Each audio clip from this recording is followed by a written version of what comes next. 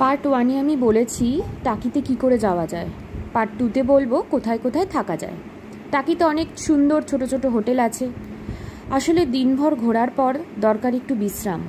ইছামতির ধারে টাকিতে আছে বেশ কিছু সুন্দর হোটেল ও গেস্ট হাউস, যেখানে তুমি আরাম করে রাত কাটাতে পারবে। যেমন প্রথমে আছে হোটেল সোনার বা সুহাসিনী গেস্ট হাউস। আর একটা হোটেল আছে যেটাকে হোমস্টেও বলা যায়, সেটা হলো বিশ্রাম বাগানবাড়ি।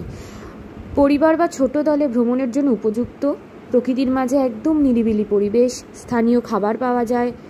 যদি শান্তিপূর্ণ গ্রামীণ অভিজ্ঞতা চাও তাহলে অবশ্যই এই জায়গাটা দেখতে পারো।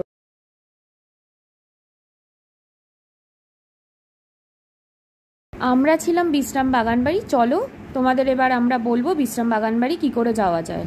টাকি স্টেশনে নেমে টোটো ধরে তোমরা সহজেই চলে আসতে পারো বিশ্রাম বাগানবাড়িতে। বিশ্রাম বাগানবাড়ি একটা হোমস্টে ধাঁচের থাকার জায়গা। শহরের ভিড় থেকে দূরে শান্ত গ্রামীণ পরিবেশে অবস্থিত। প্রকৃতির মাঝে ছোট বাগান, সবুজের আভা আর নদীর ধারে সুন্দর দৃশ্য। কি কি সুবিধা পাবে ওখানে? পরিচ্ছন্ন আরামদায়ক রুম, পরিবার বা বন্ধুদের সঙ্গে থাকার জন্য উপযুক্ত জায়গা, স্থানীয় রান্না করার সুযোগ, নদীর কাছাকাছি এবং সকালে সূর্যোদয় ও সুন্দর অভিজ্ঞতা সূর্য অস্ত যাওয়ার। বিশ্রাম বাগানবাড়িতে ঢুকলেই তোমরা এখানে অনেক ঘর দেখতে পাবে। এছাড়া ঢোকার মুখের গেটেরই বাদিকে আছে একটা শিব মন্দির, যেখানে সকাল ও বিকেলে আরতি করা হয়। এছাড়াও ওখানে অনেক ছোট ছোট বসার জায়গা আছে, দোলনা আছে, এছাড়া অনেক ফুলের গাছও আছে। পরিবেশ খুবই সুন্দর করে সাজানো আছে চারিদিকে। চলো হেঁটে দেখা যাক কোথায় বসা যায়। এখানে যে বসার জায়গা আছে, এখানে উপরে মাথায় ছাউনি দেওয়া, কোনো অসুবিধা নেই, নিরিবিলি পরিবেশ চারিদিকে।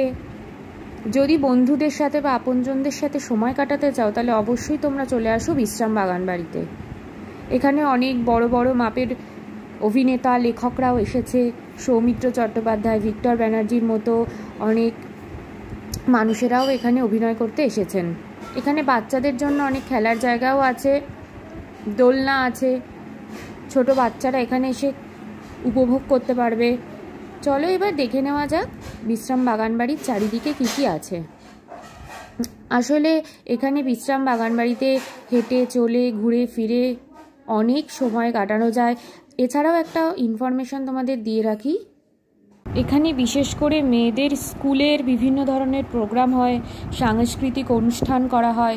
বিভিন্ন ধরনের শীতকালীন অনুষ্ঠানের জন্যও এই বিশ্রাম বাগানবাড়ি খুলে দেওয়া হয়।